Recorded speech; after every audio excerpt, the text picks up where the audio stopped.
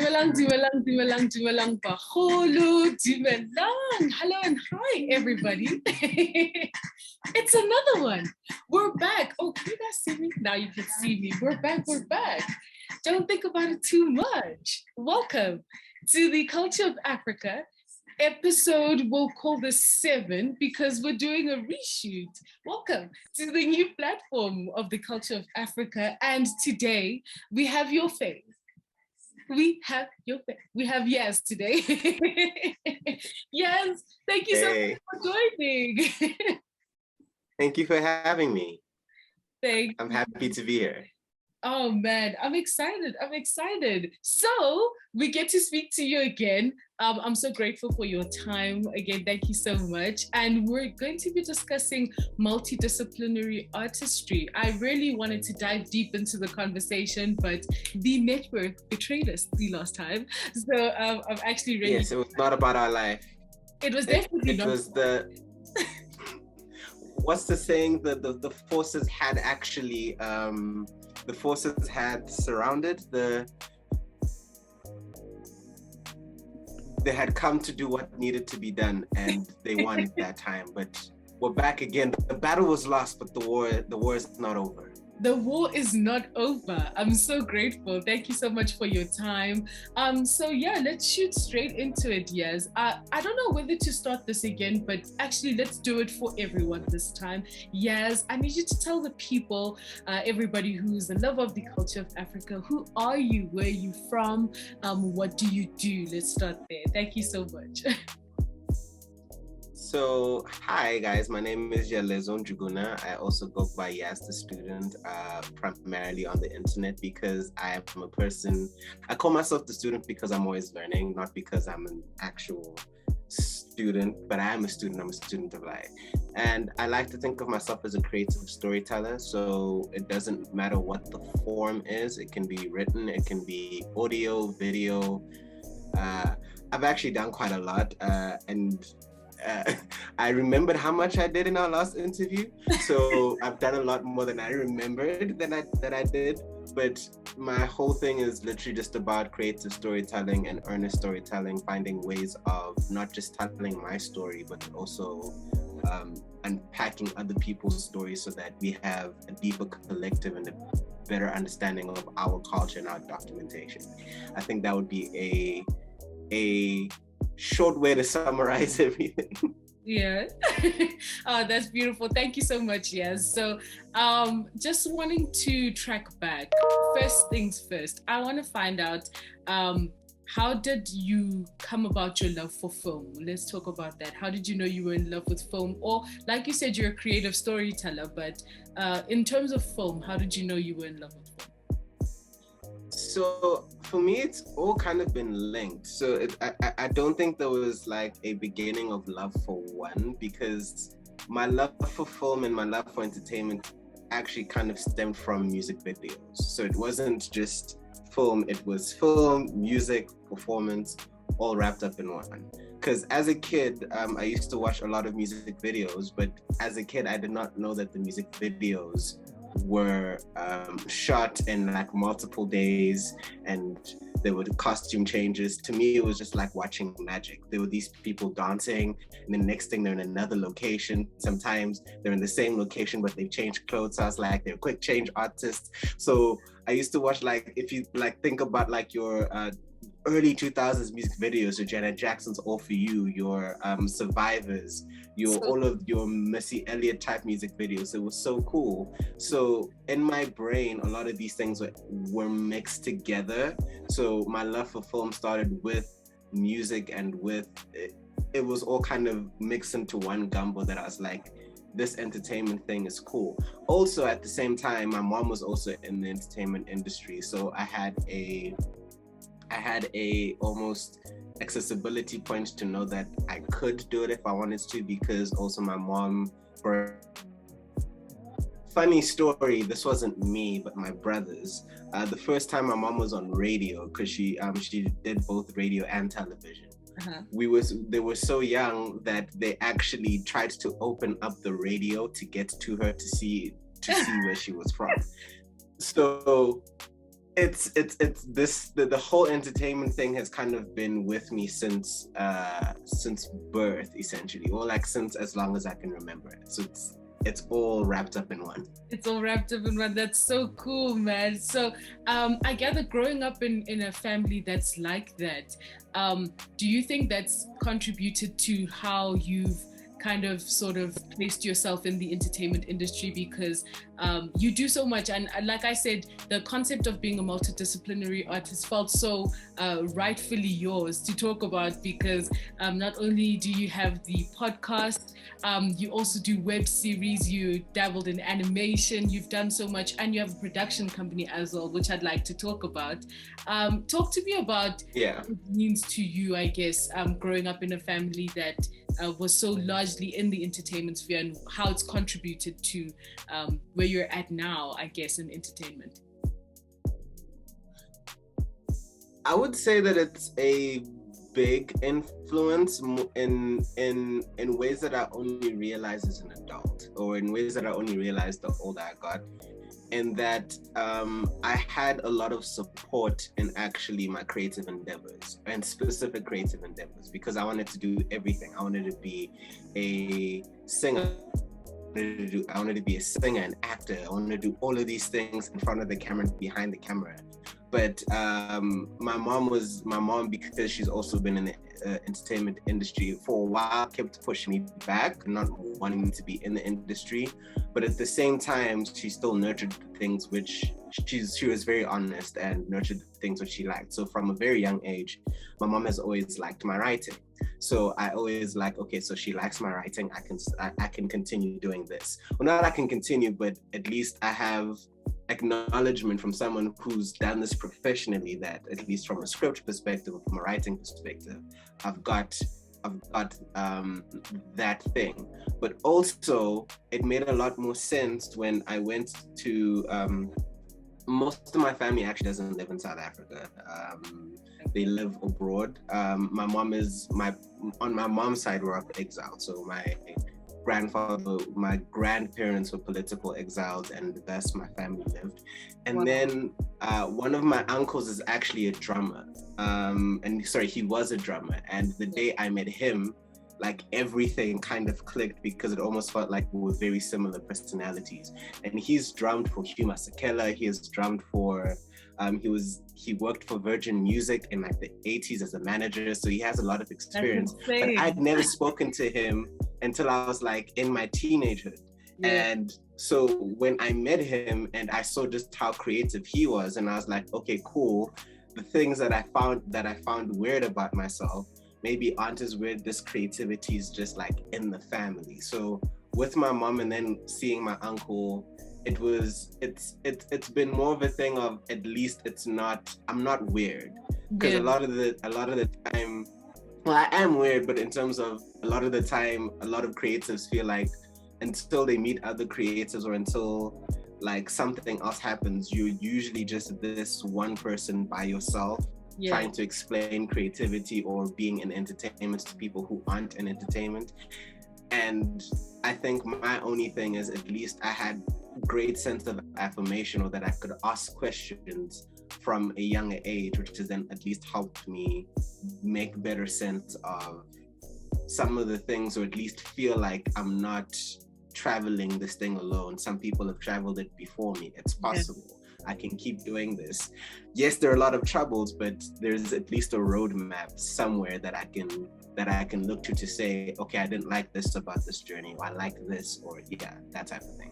Oh wow, that's so beautiful, man. Like it's amazing hearing that there's so much contribution to the Yazz that we see now, from not only your personal interests, but from a family wise interest perspective. So that's actually really beautiful. I really enjoyed that. Can you like break down for me how you came about the concept of starting a production company? Like, how did the Broke Ass Independent start? How did that come about? Okay. So, the Broke Ass Independence actually isn't a production company. The production company is Enraptured. But the production, yes, it's Broke Ass Independence was kind of like a testing ground, for lack of a better word.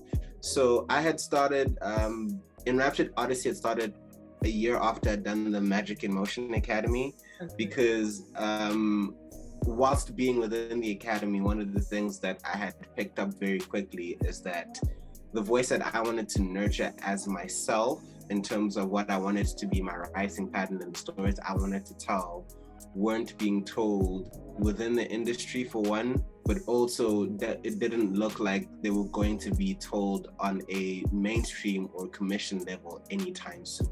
We're actually getting very close to there being space for my types of voice within the industry. But so the reason why I started the production company was, one, so that I had a place that I could start figuring out what my voice was and playing with my creative voice without having to be under someone else. Yeah. And then also just figuring out what it's like to be independent in South Africa, because our South African television industry and our film and television industry isn't very independent in terms of the amount of people who own their actual creative output. So for me, it was very important to, after being with such a big company like MultiChoice, find out what it's like to actually, without their support, go and do a film, do a web series, do a television show. And in our first year, we were pitching like mad for like these big films and big television shows, and we were getting rejected left, right, and center. So when that happened, we were like, okay, so we need to first prove ourselves on a small scale. So let's start making little productions. And that's when we went from trying to do films, starting to do web series and like online content, so that we had this little playing ground. So the broke-ass independence was literally that, it was broke-ass independence.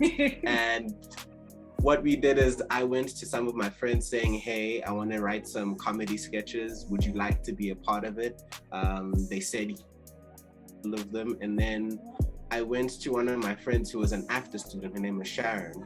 Yeah. And she was doing this play. Then I was seeing all of these students who were doing a lot of who were within the same play and doing like short films, and I was like, well, I have traditional knowledge of what film is, and I'm seeing students who want to work. Let's make this a playground that we can start writing and doing a lot of these things and just having fun as young people within film to kind of just figure out where our voices lie. So the entire Broadcast Independence was all students, or at least all people who were youth and under 30, just having fun. One day, one of my friends would say, I want to do a sketch about this, and then I'd write it. The other time I'd be like, I'm interested in this, and then be like, what do you think? So it's just literally just like a little playing ground for us to kind of figure ourselves out and then go into the world. So it was Enraptured Odyssey, Broadcast Independence is part of that, but it's like it's where we try things out and just, we're not as serious about things, because if you watch the Broadcast Independent sketches, a lot of them, first of all, the sound is bad on a lot of them. But yes, I'm very excited to hear about one of the sketches that you had put together, the Unmanly Men Association. How did that come about? Because it's actually one of my favorites. I really enjoyed, because I went and I was like literally laughing at the humor in that is absolutely so beautiful. So how did that sketch come about? So that's one of our web series, and it was one of my brothers. So the same way that we were kind of talking about how it was just an open like system. Yeah. So my brother, who is the lead in Unmanly Men Association, Kibbs. That's your brother? Yes, he's my actual older brother, yes. Oh, Kibbs is my brother. He's so funny. I will let him know. No, he's hilarious. He is fantastic. So Unmanly Men Association kind of came about because I'm trying to remember if it was a conversation we had or if you just wrote a sketch. But we were talking about how a lot of the times, if we look at the imagery that exists of masculinity, that a lot of us, and me and him particularly, don't necessarily feel like we fit this image of masculinity that exists, that you have to know how to do this, you have to be like staunch and really aggressive. And he had first written a sketch, a very loose sketch about it, and then after I looked at the sketch, I was like, no, we can actually make this, we can explore this further in terms of making this like a club where people come and, like the way you have your Alcoholics Anonymous, what would happen if we had a place where men could just come and just freely say, look, my dad did not teach me how to like change the light bulb, dog. Yeah. I just need to understand. Now my wife is talking about this. Let me vent, and also let's see if I can find a solution. But also let me just vent about like masculinity, because masculinity has changed. Not just masculinity, a lot of gender roles and gender norms in terms of what is expected of us has changed. But I don't think on the men's side there's a lot of development as to trying to keep up with that. Women very much are developed in that stance, but men not as much, and there's a lot of reasons for that in terms of like fatherless households, etc., patriarchy. But it's the whole point of Unmanly Men Association was just trying to find the comedy in that, and trying to find the comedy in that. We actually wrote a second season of it. There are 6 episodes of the first season. We wrote a second season, just haven't shot it yet. But it's something which I actually wanted to make like into like a full movie, or even like a series where we now get to actually follow these people, because we hear their stories. But now, what would it be like if we were to actually see their stories? But that was definitely my brother's creation. It was his brilliant idea that we get to, because you can really do so much with it. It's not just in the 6 episodes. You can just uncover so much.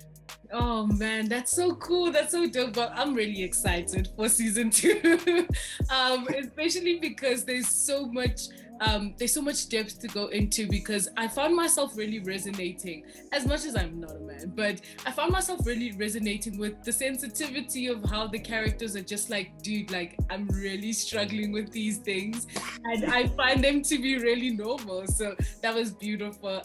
So talk to me about what the next generation of greats is as well. So we're unpacking all of your multidisciplinary facets as a creator. I just want to get to know what that part of your multidisciplinary artistry is.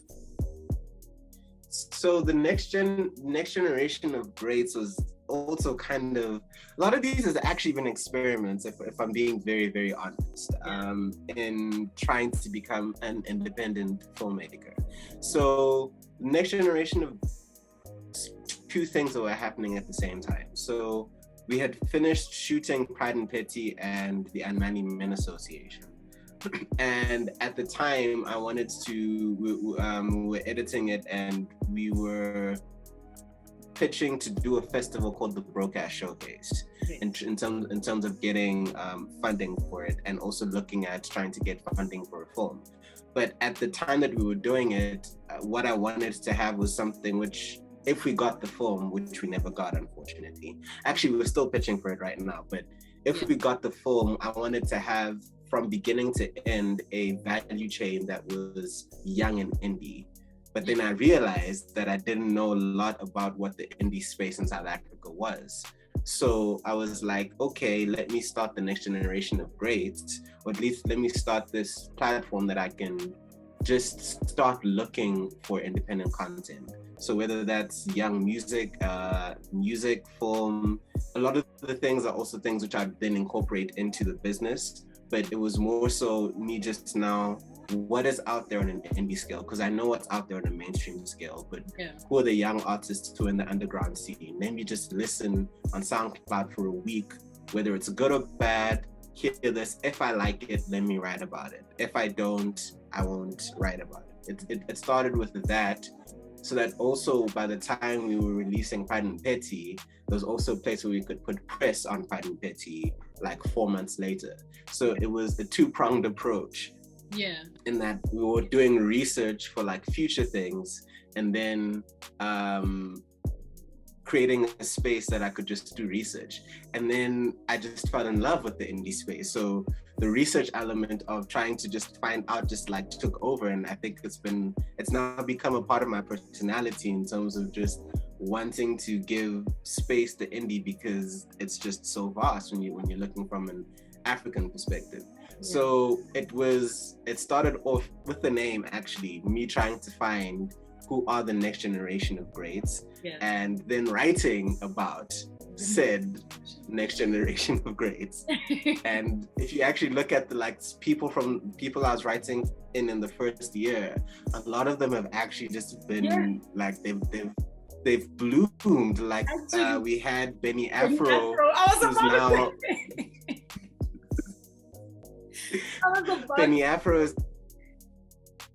signed to one of our bigger indie labels, who's been looking at the beginning of the people who I was writing about, and they were small indie acts. A lot of them have actually bloomed and blossomed, and even a lot of them I've also grown with in terms of my writing, from your Sean Pius to your Francis J's to your Elize's. I wrote about Malachi before Malachi was signed. Yeah.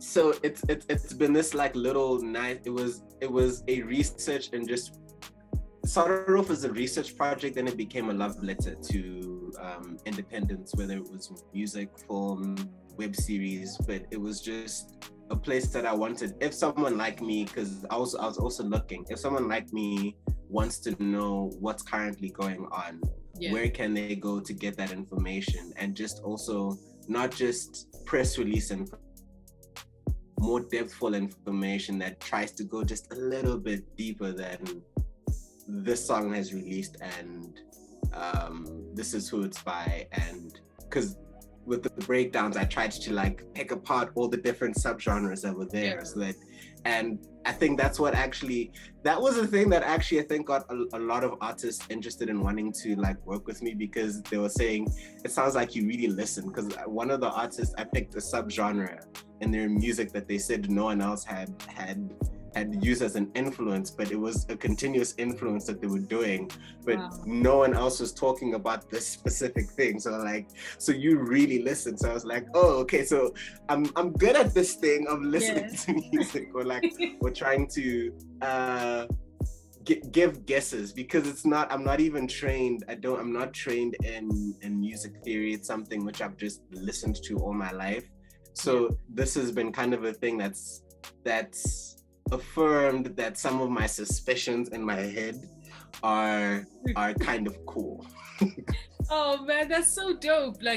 I don't know, as you were saying, I went through the pieces that you'd written about Benny Afro, Malachi, Elize, and all of the people that you just mentioned, and I was like, well, damn, this is pretty cool, because you sort of preempted the success of the type of music that they were trying to portray, and sort of kind of generated the beginning of independent music and talking about it. So like I said, I love this topic for you as a multidisciplinary artist, because it really does show the vastness of your ear as well, your ear, your eye, and your writing capacity, I guess, just as a writer. So I guess this interview really was to appreciate you as a multidisciplinary artist, and outside of that, I wanted to ask you, what made you decide to go into podcasting then? How did all that Yazz come about? And what is the different element that you're offering as a part of your creative on all that Yazz? So podcasting started because of radio. So whilst I was doing Next Gen Greats, I also did this digital festival. So we did web series music and a lot of things which are online and gave it a physical space. And I think and we also had talks. So one of the talks was on music video, the music video landscape. And one of the guests was Mohammed Mafa, who used to produce music videos for Shane Eagle and Pretty Ugly. He's actually one of the guests on All That Yazz. And I think after we did that I don't know what made him want me on radio, Yeah. but after doing Next Gen Greats and that, he approached me to kind of be on radio, and I'd never been on radio. I'd never worked on voice. Yeah. But it had always been like one of, you know, those dreams that you never say out loud, but they're like in the back of your head. Yeah. It was that thing. So after being on radio for like down hit, we had to start doing, I couldn't go to the station anymore. So I had to start self-recording my bits on radio for my segment to do what's hot on the screen. And as I started doing that, I then got editing software to clean so that it sounded like it was the same thing as what you'd be hearing on radio. So it was like this small process of I'm now learning how to edit how to edit my voice or how to edit voices for talking. And then I started Next Gen Greats was actually my first podcast, but I'd been doing podcasts. I've actually produced a lot of podcasts for other people. Yeah. And then it was now trying to start doing it for myself. So it was first Next Gen Greats, the viral wellness. I did some for a lot of festivals, and all that Yazz essentially I think was me coming in and saying, this is me and this is my voice, not unfiltered because I don't think I'm ever unfiltered, but taking everything that I've done and saying, okay, now that I've done this thing for Tyson ST and this music podcast, where you did not hear me once in the podcast, and it confused so many people. But I find that was the coolest thing about the podcast, in that I was just letting the artist tell their story. So all that, both in that I had gotten really tired of doing Next Gen Greats. Not just tired, there's only so much you can do in terms of writing articles. Yeah. Actually, let me rephrase that. It's not that there's only so much you can do in terms of writing articles. The types of stuff that I would write, I would have to summarize a lot of my thoughts on it to make it fit the page, because you can't write, if you make something longer than like 7 minutes long in terms of reading, if it's like more than 800 words, 1,000 words, even more than 1,200 words, you'll find that people do not want to read. But if you're talking to them and you're doing it in that way, people will still listen to it a lot longer. So all that Yazz kind of opened up as me finding a place where I could talk about something for an extended period of time. Like the first episode, the first review, one of the biggest reviews I did was the Underground Railroad. And I spoke about that for 15 minutes straight. There's all of that information into a 1,200 word article. So it was more so just finding a space where now I could talk more freely about everything that I wanted to talk about, and then see and have people on, and then have these honest conversations about deepening the entertainment experience. Because everything at this point has been now about, we have these great artists, we have these great spaces, these great artists and musicians and filmmakers, but a lot of the time we don't have enough spaces that are going past what 10 minutes on a television interview or radio interview can allow. So it's now about even like spaces like this that we're talking about here, where you get to then talk about the process and probe and do all those things. So all that Yazz was a space to kind of just allow for that to happen and be anything it can be, but focused on the craft of entertainment and how that works. So that like 10-year-old me, if they're able to listen to podcasts, has an equivalent of what I was consuming from American content. Because a lot of the information I know was because I was reading Variety and Slant magazine as a child, but I couldn't care. So it's now been more so just allowing there to be more things that 10-year-old or 13-year-old me, if he was alive right now, where would he want to go to find this information, but for African content? Wow. Oh man, that's pretty dope. No, that's beautiful. So man, I appreciate that you've come to this place in terms of your career? There's all that Yazz, you've done some really cool stuff. Talk to me a little bit about the Broadcast Showcase before we move into your top 5 for the plug talk. How was that, putting that together? I mean, that was insane. Talk to me, what was the process of putting together a showcase of independent artists and creators, I would say? It was the fight of my life. If there is one thing, if there's something that I respect, it is live events and live television.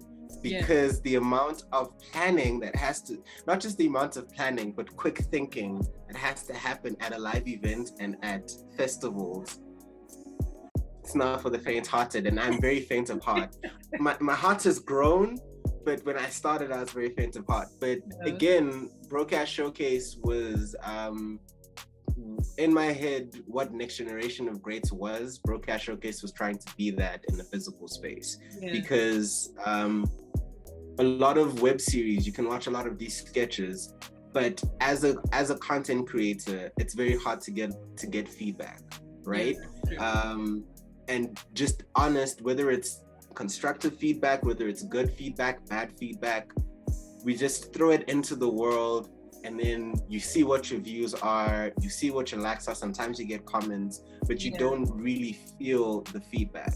So what I wanted to do with Broadcast Showcase was just provide a space where you could get that feedback. So we just focused solely on digital. So if it was artists, it was not mainstream artists, it was artists who at that specific point in time had only released their stuff digitally.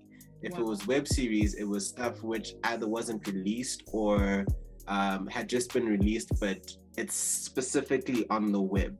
So it was just the space that we wanted to create where indie artists and indie filmmakers could get feedback. So you come in as an artist, and the whole thing was also just making sure that the lineup, at some point in time, you will not know at least one of the things that there. So if there's 10 items, for a fact, one of them you won't know. So you'll come in as a fan because you're a fan of Tronpire, but then you hear about this web series called Freedom Street. So it's this like mixing effect for the audience, but then for the people, for the creators, it's that feedback loop. Because when I realized that the feedback loop was very important, was one of our, I think it was our third showcase. We had OM Films as one of the people who were showcasing their sketches which were already on the internet. And they've been doing short films, sketches, web series for years, gotten millions of views. And one of the things that they had said whilst we were showcasing it to a live audience, it was one of the few times where they actually heard where and when the audience laughed. Oh wow! To know which jokes. It's a thing. That's intense. Because you just know that people like it, but in cinema, you don't know what they like. Because in cinema, when you're doing like films, you get to be in the cinema listening to the audience to see, oh, this joke didn't work, or this thing. There are a lot of live elements and that you can like hold on to. With television, when people are live tweeting the same thing on television, you get to see exactly out of the time, even with all that Yazz and Next Gen Greats, a lot of the time I only realized how much it was resonating with people when I met the people in real life, and then they were telling me. But that's like months after the fact. So Broadcast Showcase was just literally, on my end, for the creators, it was just a space where we can both network, but also just get genuine feedback from an audience that is wanting to know what it is that we're doing. So that was the whole thing about it. And this is the first time I'm